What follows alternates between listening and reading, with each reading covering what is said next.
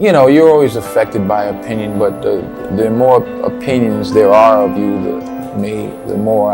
the less I look at them, because I just can't live my life based upon what other people think about me. So I can't concern myself too much with what other people think. You know, it's just not healthy. I don't think I could continue to do what I do if I was constantly worrying about what somebody thought about it. I found that nothing in life is worthwhile unless you take risks. Nothing. Nelson Mandela said, "There is no passion to be found playing small and settling for a life that's less than the one you're capable of living." Now, I'm sure in your experiences in school and applying to college and picking your major and deciding what you want to do with life, I'm sure people have told you to make sure you have something to fall back on. Make sure you got something to fall back on, honey. But I never understood that concept, having something to fall back on. If I'm going to fall, I don't want to fall back on anything except my faith. I want to fall forward. I figure at least this way I'll see what I'm going to hit. Fall forward. This is what I mean. Reggie Jackson struck out 2,600 times in his career, the most in the history of baseball. But you don't hear about the strikeouts. People remember the home runs. Fall forward. Thomas Edison conducted 1,000 failed experiments. Did you know that? I didn't know that. Because the 1,001st was the light bulb. Fall forward. Every failed experiment is one step closer to success. You've got to take risks, and I'm sure you've probably heard that before, but I want to talk to you about why that's so important. I got 3 reasons, and you can pick up your iPhones. First, you will fail at some point in your life. Accept it. You will lose. You will embarrass yourself. You will suck at something. There's no doubt about it. And I know that's probably not a traditional message for a graduation ceremony, but hey, I'm telling you, embrace it, because it's inevitable, and I should know.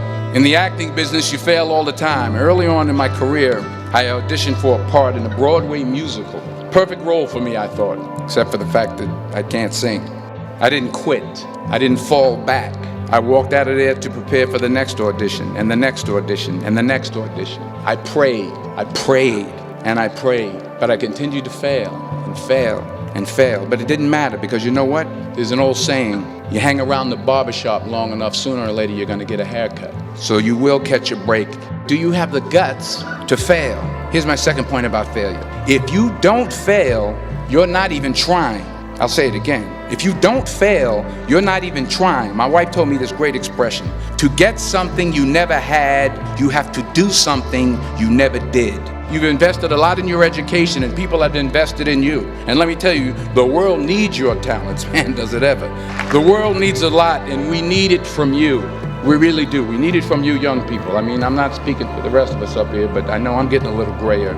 We need it from you, the young people, because remember this. So you got to get out there. You got to give it everything you got, whether it's your time, your talent, your prayers, or your treasures.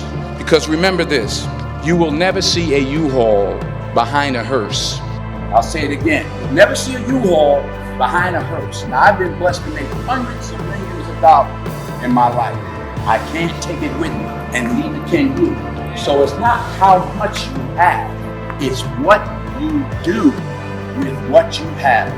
What are you going to do with what you have? I'm not talking about how much you have. Some of you are business majors, some of you are theologians, nurses, sociologists. Some of you have money, some of you have patience, some of you have kindness, some of you have love. Some of you have the gift of long suffering. Whatever it is, whatever your gift is, what are you going to do with what you have? All right, now here's my last point about failure. Sometimes it's the best way to figure out where you're going. Your life will never be a straight path.